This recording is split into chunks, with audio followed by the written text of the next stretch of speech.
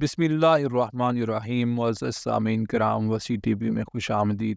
آج کے نشست میں ہم بات کریں گے اعتکاف کے چند مسائل کے بارے میں۔ اعتکاف کا سارا وقت رحمتیں اور برکتیں سمیٹنے، نیکیوں، بلائیوں، تلاوت قرآن، فرائض و نوافل، صدقات و خیرات، تراویح، تہجد اور دیگر اعمال صالحہ کی کثرت کا عشرہ ہے۔ شب قدر پانے کے لیے اس عشرہ میں اعتکاف کیا جاتا ہے، لہٰذا اس کے مسائل و احکام سیکھنا بھی معتکف حضرات پر لازم ہے۔ جیسا کہ ارشاد باری تعالیٰ ہے، جب تم مسجدوں میں اعتکاف سے ہو تو عورتوں کو ہاتھ نہ لگاؤ۔ حضرت علامہ سید نعیم الدین مراد آبادی رحمۃ اللہ علیہ اس آیت مبارکہ کی تفسیر میں لکھتے ہیں، اس میں بیان ہے کہ اعتکاف میں عورتوں سے قربت اور بوس و کنار حرام ہے اور مردوں کے لیے مسجد میں اعتکاف کے لیے ضروری ہے۔ ام المؤمنین حضرت عائشہ صدیقہ طیبہ طاہرہ رضی اللہ تعالیٰ عنہ روایت فرماتی ہیں کہ معتکف کے لیے صحیح طریقہ یہ ہے کہ وہ نہ کسی مریض کی عیادت کو جائے، نہ کسی جنازے میں شرکت کرے، نہ کسی عورت کو چھوئے، نہ اس کے ساتھ ملاب کرے، نہ ہی ناگزیر ضروریات کے سوا کسی کے لیے باہر نکلے، اور بغیر روزے کے اعتکاف درست نہیں۔ اعتکاف کی فضیلت بیان کرتے ہوئے علماء کرام فرماتے ہیں کہ اعتکاف کے لیے سب سے افضل مقام مسجد حرام ہے، پھر مسجد نبوی، پھر مسجد اقصی یعنی بیت المقدس، پھر اس جگہ جہاں بڑی جماعت ہوتی ہو۔ عورت کا مسجد میں اعتکاف مکروہ ہے، بلکہ وہ گھر میں ہی ایک جگہ مقرر کر کے وہاں اعتکاف کرے۔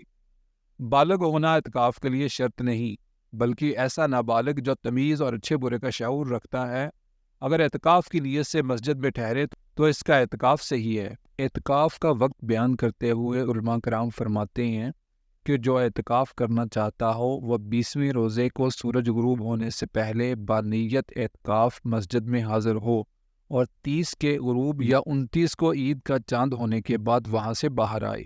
اگر 20 تاریخ کو بعد نماز مغرب اعتکاف کی نیت کی ہو تو یہ اعتکاف سنت مؤکدہ ادا نہ ہوگا۔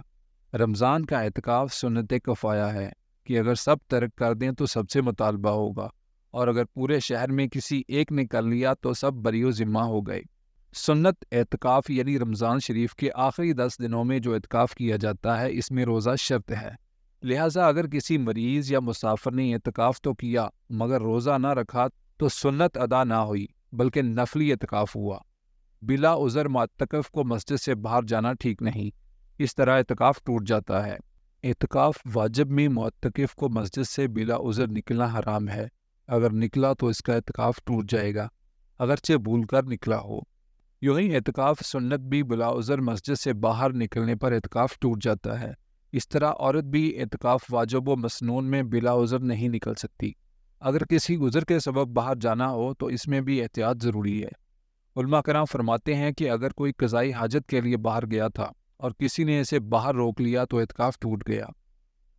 معتکف مسجد میں ہی کھائے پیے اور سوئے، ان امور کے لیے مسجد سے باہر گیا تو اعتکاف ٹوٹ جائے گا۔ معتکف نے دن میں بھول کر کھا لیا تو اعتکاف فاسد نہ ہوا۔ گالی گلوچ یا جھگڑے سے اعتکاف فاسد نہیں ہوتا مگر بے نور و بے برکت ہو جاتا ہے۔ معتکف کو مسجد سے نکلنے کے لیے 2 عذر ہیں جن سے اعتکاف نہیں ٹوٹتا۔ ایک حاجت طبعی جو مسجد میں پوری نہ ہو سکے، جیسے پیشاب، پخانہ، استنجا، وضو اور غسل کی ضرورت ہو تو غسل۔ اگر مسجد میں وضو و غسل کی جگہ بنی ہو یا حوض ہو تو باہر جانے کی اجازت نہیں۔ دوسرا حاجت شرعی، مثلا نماز جمعہ کے لیے جانا، جبکہ جس مسجد میں اعتکاف کیا وہاں جمعہ نہ ہوتا ہو، یا اذان کہنے کے لیے مسجد سے تھوڑا باہر جانا، جبکہ وہاں جانے کے لیے باہر ہی سے رستہ ہو، اور اگر اس کا راستہ اندر سے ہو تو غیر مؤذن بھی جا سکتا ہے، مؤذن کی تخصیص نہیں۔ بری بات زبان سے نہ نکلنا واجب ہے، اور جس بات میں نہ ثواب ہو نہ گناہ یعنی مباح۔ جائز بات بھی معتکف کو مکروہ ہے سوائے ضرورت کے، اور بے ضرورت مسجد میں مباح کلام نیکیوں کو ایسے کھا جاتا ہے جیسی آگ لکڑی کو۔ معتکف قرآن مجید کی تلاوت اور حدیث پاک کی قرأت اور درود و شریف کی کثرت، علم دین کا درس و تدریس، نبی کریم صلی اللہ تعالی علیہ وآلہ وسلم اور دیگر انبیاء کرام علیہ السلام کی سیرت و اذکار اور اولیاء و صالحین کی حکایات اور امور دین کی کتابت، تصنیف و تالیف کرے۔ لہٰذا جو بھی اعتکاف کرے اسے اعتکاف کے مسائل پہلے ہی سے سیکھ لینا لازم ہے تاکہ اس کا اعتکاف شریعت مطہرہ کے مطابق ہو۔